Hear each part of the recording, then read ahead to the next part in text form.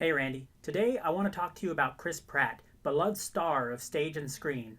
Well, maybe just screen. Why Chris Pratt? Because he's three minifigures. How did Chris Pratt even happen? Right now, Chris Pratt is a cultural phenomenon playing the lead role in at least three really big franchises. And Randy, who could have predicted that? I don't know if you've watched Parks and Recreation, but that's what got the Chris Pratt train going. It looks like he was in a few other things, a short horror film, Everwood, The OC. But Parks and Recreation was his big break, and at the very beginning, Randy, I could tell that this guy was funny and chubby, but I would have never predicted that he'd go on to become heroic and muscular. Who'd have thought that he'd go on to become Star-Lord, or Emmett, or that guy from the reboot of my favorite film? Anyway, it's these minifigures that got me thinking about Chris Pratt lately, and the fact that I own three minifigures based on characters by Chris Pratt made me think, what actor has the most minifigures made after them? Now, Randy, I realize that in this day and age, I could probably just Google that and find out.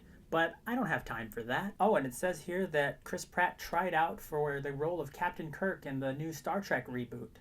Now, while I learn more about Chris Pratt on Wikipedia, I thought maybe you, Randy, could make a video about who has the most minifigures created after their characters. Just taking a wild guess, I would think that Samuel L. Jackson would be pretty high up there because he's in everything. And if we include voice actors, which Chris Pratt technically was for Emmett, then who knows who it could be. Just in the Simpsons universe alone, one voice actor plays about 5 or 6 characters that have minifigures. So if you can find the time, Randy, go make that video because the people have got to know just who has the most minifigures based on their characters. And if somebody can explain this Chris Pratt phenomenon to me, please do. Where did he come from? How did he become such a huge star? And look at what a great job LEGO did of capturing his likeness. Oh wait.